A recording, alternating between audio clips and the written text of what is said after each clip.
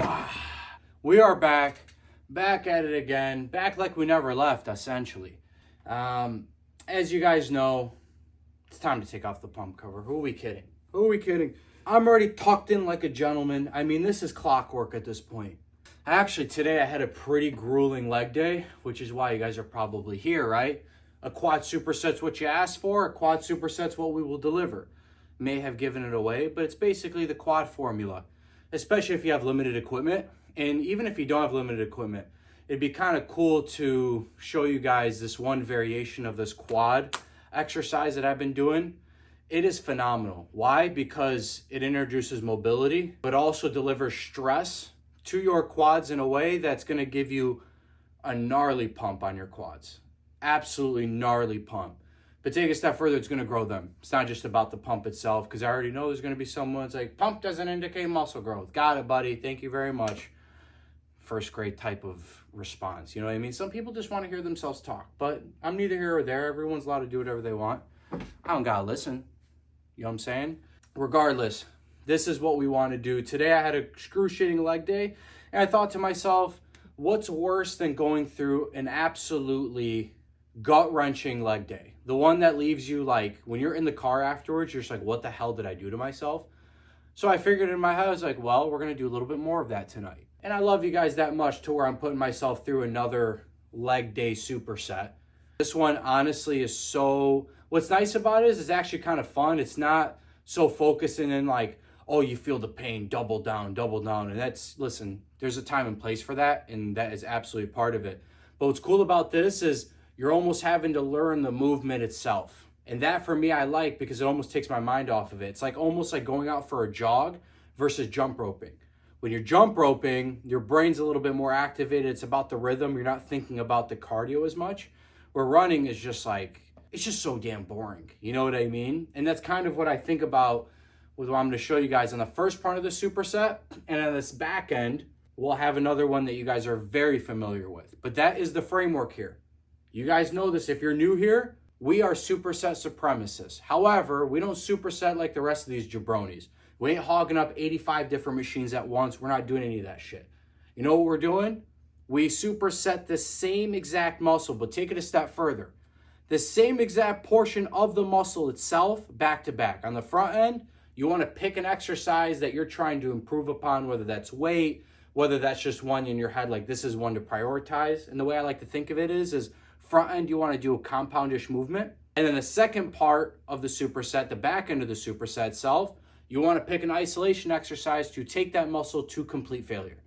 So first end, needle mover exercise, a compound movement, focusing on the weight you're pushing. But you want to make sure you're prioritizing them with quality reps. We're not compromising. A lot of times with supersets, people think like, well, I'm going to do both anyway so I can cut it off early. No, you pretend that first part of the superset is the only set you have, and then you do the same exact thing on the back end. Much lighter, but focused really on taking that muscle to complete failure. So without further ado, I'm going to show you guys this superset that's going to get it done for you. And on the first end, like I said, it ain't going to be an exercise you've seen before. All right, let's go. Game time. So what we want to do is we're actually going to take this bar that you're like, why is that so light, Uncle Rami? Well, you'll see why here in a second. So the way I have it set up, right? And what we want to do is, and I've seen this before, there's a variation you can do, which is these, which are actually pretty solid. But I want to show you guys, in my opinion, what's better. And that's because we can instill mobility into this exercise. So I come all the way back, and then I come all the way back up. Now you're going to be like, Rami, I can't do that. You start with a bar, and in the beginning, you could just do body weight. But what I like about it is it forces you to figure it out. So you come back, and you're going to, in the beginning, you're only going to be able to go like that. That's fine. That is fine, because you're progressing. But if you only went this much last time, you want to keep on going to the point you can get back here and then come back up. Boom. That's it. Literally back and forth. I should have grabbed music, to be honest, but listen, we're here. Imagine that. Some bullshit And notice I cheated on that, right? But it's because I can focus on the eccentric portion of the movement. You can take it further and further. Come back up. And that's where it's just like, it's a game of pain tolerance, but you're also learning how to move your body.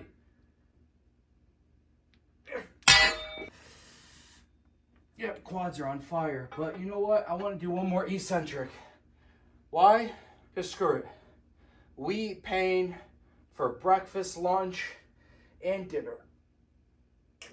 And I know some of you guys are thinking, bro, that looks dangerous. It's not dangerous. 75 pounds. You'll be fine. All right, superset time. No break. You go right into these bad boys. All right, come right into this. And they're just leg extensions. Why? Because this is an easy isolation exercise to just focus on the muscles you just kind of put through trauma and take them to complete failure. Just like that. And obviously I don't have a much great of a setup, but doesn't really matter, right? When you have a framework like this, I had to come up with this framework because I didn't have a lot of equipment. So I had to package it up in a way where I didn't have the most optimal exercises, but package them up in the way to where it is optimal.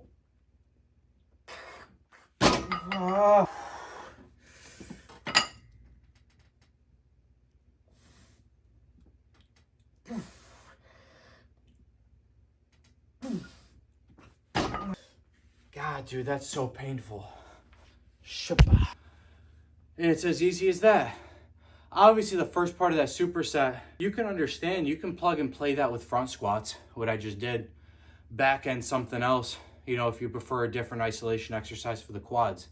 When you set it up this way, it's pretty difficult not to hit your goals. And as crazy as it sounds, you're almost introducing a bit of like cardio-esque, like getting your blood pumping a little bit, like you're out of breath afterwards. I find that to be a really, really good gauge. Like I should be out of breath if I'm inside the gym. I should be sweating. Like I've only done one set and I can already feel sweat wanting to pour down my head. If I did a second set, what do you think is gonna happen? I'm gonna start pouring. That doesn't mean that's the only indicator, obviously. It's not what I'm saying. But my point is when you package it up in this way, you're almost maximizing all of these benefits. And this is coming from someone who had the same looking body for like 6-7 years. No joke. Until I actually landed on this framework and started doing things this way. And in the last, probably 4 years I'm encroaching on this style of lifting, I got into the best shape of my life from being in the worst shape in about like 6 months. And literally since then, it's just been on an ascent. And this is me through, and I used to work on the road. I used to have to travel a ton. And so like, obviously you have to mix and match a little bit and you have to kind of get creative. But with this framework, it's so solid, and people talk about do fatigue to stimulus ratio or whatever. Listen, I've grown at a pace that I'm incredibly happy with, especially as a natural lifter. I feel like I'm doing much better than even most people who do take. You get what I mean? And so like when I'm starting to land on this type of stuff and I'm getting accused of taking steroids, which, bro, it's the best fucking compliment you can possibly get. Let's be real. But I also understand like, anyone that actually uses or like has been in the game in terms of like fitness, I'm not that big. You know what I mean? Like I know I'm in great shape. There's no doubt about it. My conditioning's great. All that's awesome. But I'm not that big. But I don't care to be. You get what I mean? Like this goes back to depending on what goal you want. That's where, what are the optimal routes of getting there? It's not simply a game of I only want to put on muscle because, and I've said this before on this channel if you're new here, working out specifically just for muscle growth and not, you know, worrying about strength, which in this case we really weren't, but you're having to almost get stronger through a longer range of motion, right? It's strength through mobility, which causes your body to be a ton more injury resilient, which is something I suffered with. So you have to start landing on these ways where it's like, this framework has been awesome for me, but I'm also always tweaking, you know what I mean, different parts of the formula. The formula itself is the same, but the factors inside I try to kind of mess around with. I'll try this, I'll try that. And it almost just makes it to where like I'm in and out of the gym in 60 minutes, especially now with this new program I'm doing. It doesn't require that much time, especially if you're just getting started. You might only need one set of like each body part. You get what I mean? The way I think of it is like, understand we did quads, but if it was a chest, compound movement, so let's just say an incline press, superset with incline cable flies, right? Flat bench, flat cable flies. Dips, decline cable flies or whatever. That's how we kind of do things here. But especially when you start setting it up with legs is a little bit more complex. But this is going to take care of it for you, especially because now you can start implementing mobility stuff, right, in a way that's actually delivering stress to your quads, which is how muscles grow. There's a way of getting all of these things into one training program. That's the game. If you have it dialed in to where you have all these factors, strength, mobility, injury resilience, jumping ability, running fast, it's important. Like, these are things you start kind of coming up on. And one thing I'll show you guys is a jumping sequence that I've come up with. It's almost like the lazy man it's like a lazy man method to jumping higher. And I've already noticed the difference. I don't like showing stuff before it's been vetted out completely, but I'll just kind of document kind of what I'm doing. So if you guys are interested in that, drop it down. Let me know. Regardless, listen, I appreciate your time. It's enough yapping for me. Hope this is well worth it. If there's anything you guys are looking for specifically, drop it down in the comments. And if people like those comments, give those a thumbs up. And that way I don't want to make a video on it. As always, I love y'all, man. Uncle Rami out. Peace. And I don't have a microphone. Why? Because I got stopped at customs. Can you believe that shit? All I want is a Type-C adapter. It's not even the microphone, it's